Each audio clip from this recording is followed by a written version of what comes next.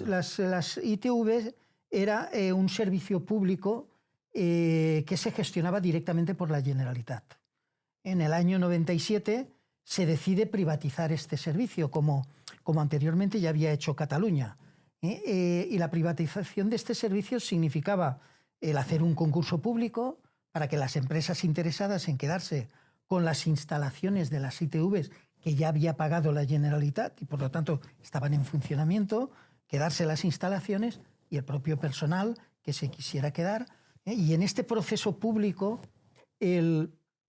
a las empresas que estaban interesadas en participar se les pedía que hicieran una oferta económica y luego una serie de hitos como los que he estado, pues la forma de gestionar las ITVs que proponían, la capacidad de estas empresas en el ámbito territorial para asumir el servicio, toda una serie de cuestiones que quedaban sujetas a esos informes técnicos. La oferta económica, la parte económica que la Generalitat puso en aquel pliego de condiciones, planteaba que tenía un valor del 30% del conjunto de la puntuación que se tenía que otorgar. Pero además decía que la oferta económica, aquel que superara más del 30% del precio de partida, la Generalitat puso un precio de partida a las ITVs, para las empresas que quisieran quedarse, tenían que pagar como mínimo ese precio que puso la Generalitat, más luego el tanto por cien que hicieran en su oferta de mejora. Entonces, el concurso, sorpresivamente, que tú hubieras podido decir que las empresas den hasta donde sean capaces de dar, decía que solo se valorará hasta el 30% de la mejora de la oferta a partir del precio del precio de contrato, del precio de partida. Sí. Claro, de alguna manera estabas diciendo no a las empresas, no oferten más del 30% del precio ofertado en el concurso porque no se les va a puntuar. Solo se les va a puntuar con ese tope. Esto se llaman ofertas topadas. Y pueden tener una justificación cuando estás planteando que lo que tú quieres es que el servicio sea lo mejor posible. E incluso la administración termina sacrificando parte de sus ingresos porque lo que quiere es el mejor servicio para la ciudadanía. El resto de los puntos los otorgaban informes técnicos. Entonces, ¿qué es lo que nosotros comprobamos cuando se analizó toda la documentación que el juzgado de instrucción pidió a los funcionarios de la agencia que emitieran su dictamen y su informe pericial respecto a dónde veían irregularidades? Lo que se vio era que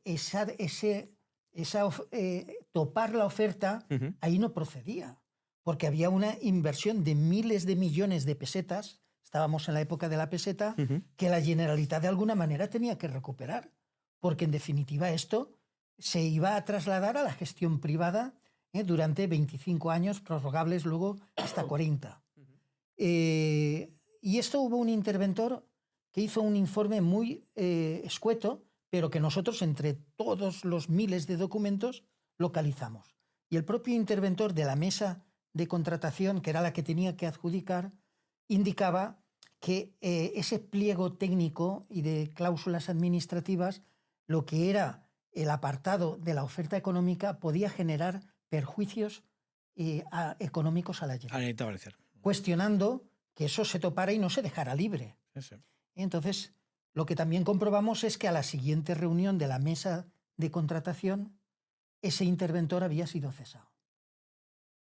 Vimos que el interventor nombrado era un personaje que el nombre no sonaba, porque estaba involucrado en unas cuantas piezas del caso Taula, de corrupción también.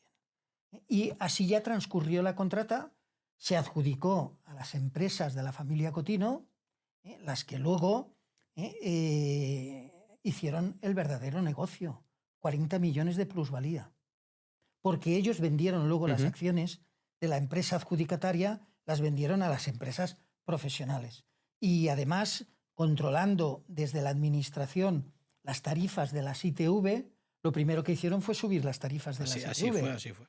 Llegamos a un punto en que las tarifas de las ITV en la Comunidad Valenciana eran las más caras Las de más España. caras de España, sí. Había gente que se iba a Cuenca o se iba a Albacete Aragón, a pasar Aragón, correcto, la ITV. a Teruel. Sí. Y a Teruel. Sí, sí. O sea, esto estaba ocurriendo aquí. Entonces, ¿qué pasa? Que 25 años después se juzga esto por unas casualidades que ahí yo no entro porque nosotros únicamente hicimos el análisis de toda la documentación que el juzgado puso en nuestra agencia y emitimos el dictamen diciendo que se había hecho trampa en el pliego y explicamos cómo se había hecho la trampa y cómo esa plusvalía de 40 millones de euros era lo que la Generalitat había perdido. Sin olvidar, si me permites, Joan, quizás un dato importante, que un presidente de la Generalitat Valenciana, como Eduardo Zaplana, ha quedado demostrado, por lo menos en la instancia que la audiencia provincial. Testimonios clarísimos, de que se ha llevado mordidas millonarias, ¿no? De hecho, si no me equivoco, está condenado 8 años. 10 años a y falta 16 millones de responsabilidad civil. Y falta el Supremo, ¿no? Creo que está recurrido en casación. El Supremo. Correcto. Y por lo tanto él no es sentencia no ha firme. entrado en cárcel. Pero quiero decir que es un caso muy importante, ¿no? Volveríamos a casi a no tener a ningún presidente de la Generalitat Valenciana. Creo que el único, Alberto Fabra, que no haya sido procesado, ¿no? Indistintamente al resultado. Estuvo poco tiempo. Menos él, todos los presidentes de la Comunidad Valenciana han sido procesados. Es cierto, como por ejemplo el caso de Paco Camps, absueltos o con un fallo de no culpabilidad. Es una realidad también. Pero con una constelación de consejeres que terminaron en la cárcel, buena parte de ellos. Sin lugar a dudas. Te hablo del caso concreto de Paco. Pero